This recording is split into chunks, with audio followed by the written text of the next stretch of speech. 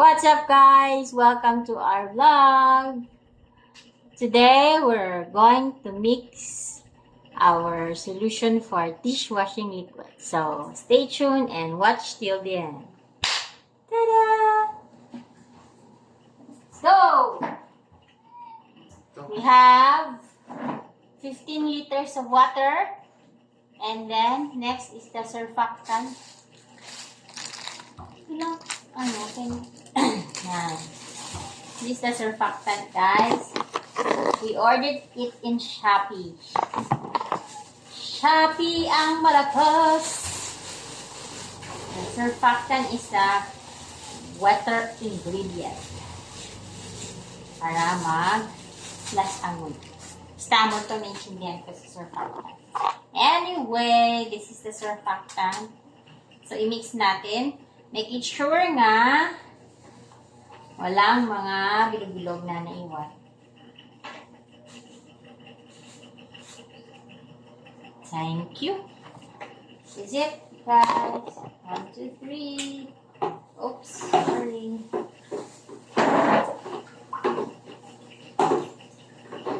So, mix lang natin, ha. Mix.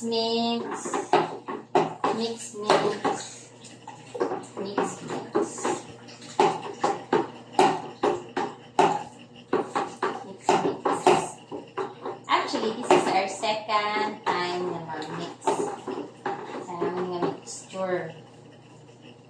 So, medyo kabalo na. Pero hindi pagilya.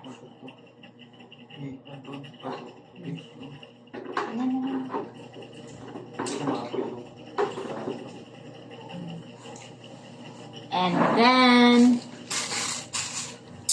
wait lang.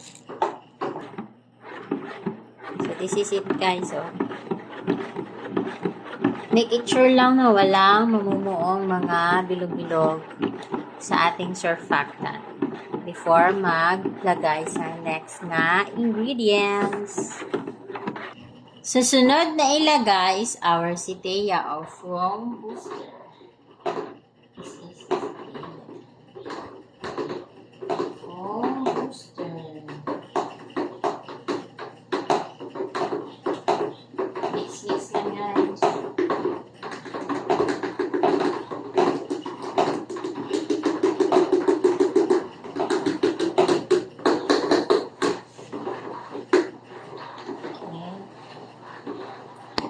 And then our labsa. Labsa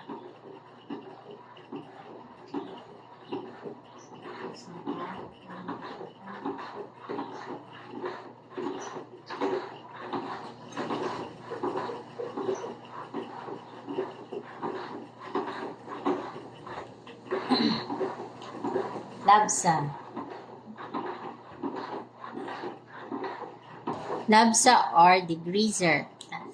Isunod naman ang 4-in-1. 4-in-1.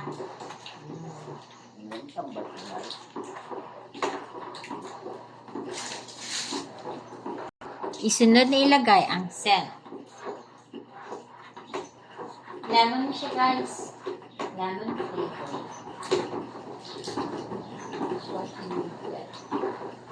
Scent. Tapos, habang hinahalo, ilagay ang colorant. This is the colorant.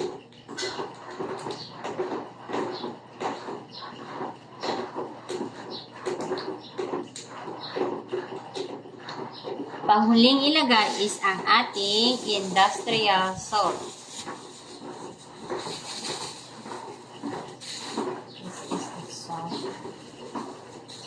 Industrial salt.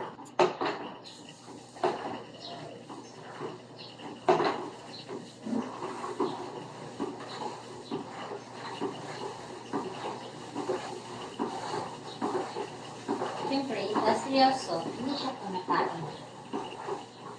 Ang nagamit ko nito sa mga sabaw.